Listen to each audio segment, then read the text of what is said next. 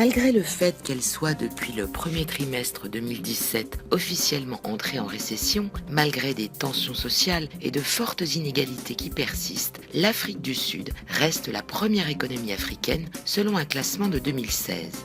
Pour preuve, plus de la moitié de la production électrique de l'Afrique subsaharienne est sud-africaine. Avec une population jeune et anglophone, un sol très riche en ressources minières, elle tient sa place dans les échanges internationaux et se positionne comme un hub sur la région et le continent tout entier. Alors, comment y implanter son entreprise? Quelles précautions faut-il prendre? Quelle forme de société choisir? Experts et entrepreneurs répondent à toutes vos questions.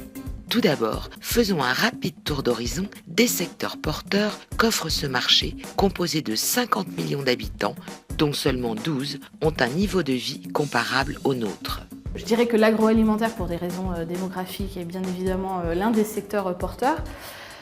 Le secteur de la ville durable reste bien évidemment un secteur porteur. Il faut savoir que l'Afrique du Sud fait partie des pays et Johannesburg fait partie des capitales qui ont signé l'accord, l'agenda 2063, donc une durée 50 ans. Et bien évidemment le numérique, car voilà, il y a une population jeune et avide de technologie et de communication numérique.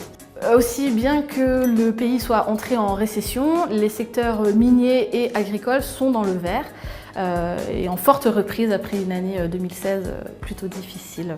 Créer sa société en Afrique du Sud, c'est aussi choisir une région dans laquelle on va s'implanter. Et comme on va le voir ici, ce choix se révélera stratégique. L'implantation en Afrique du Sud, donc soit avec un partenaire, soit en y allant seul, pourra et devra se décider entre est-ce que je m'installe à Johannesburg, est-ce que je m'installe au Cap, est-ce qu'éventuellement je m'installe à Durban sur la côte de l'océan Indien, en fonction de mes produits, en fonction de l'accès à mes marchés.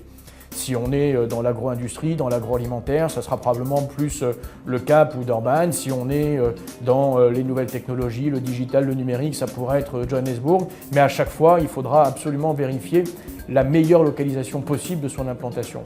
Une fois choisie votre zone d'implantation, il faudra avant tout vous occuper de votre visa pour pouvoir investir sur place. Et comme on va s'en apercevoir, disposer de certaines économies en poche. Il est extrêmement difficile d'avoir des visas de travail en Afrique du Sud. Alors quand vous êtes un entrepreneur et que vous apportez un investissement, vous pouvez avoir un visa en tant qu'investisseur. Alors je crois qu'actuellement le minimum est de l'ordre de 350 ou 400 000 euros d'investissement.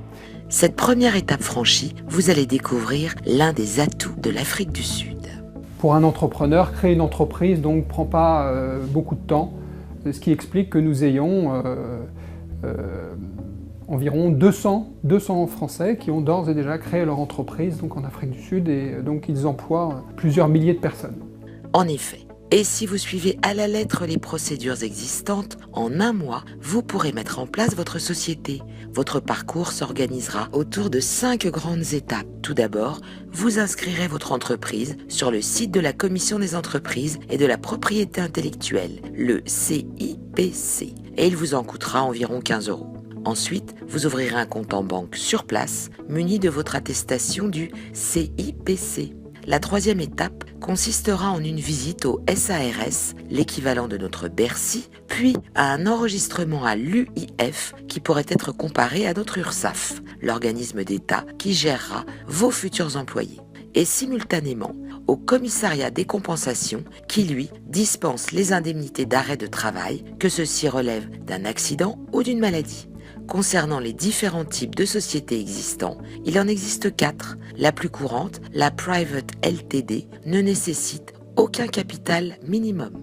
Vous avez des sociétés privées, ce qu'ils appellent les Private Ltd. Donc c'est des sociétés, l'équivalent des sociétés anonymes. Il y a des micro-entreprises, comme en France. De façon générale, c'était une économie moderne. L'Afrique du Sud est l'économie la plus moderne du continent africain. C'est le pays le plus moderne du point de vue de la qualité de la vie, le plus industrialisé également. Et donc au quotidien, même dans le monde des affaires, il n'y a pas forcément beaucoup de différences donc avec la France. Maintenant, Comme on le conseille le plus souvent, faites-vous accompagner, comme par exemple par la CCI franco-sud-africaine, parce qu'elle a la connaissance des réseaux publics, mais aussi la connaissance des réseaux de conseil privés, les avocats, les fiscalistes, les juristes, les sociétés éventuellement de communication.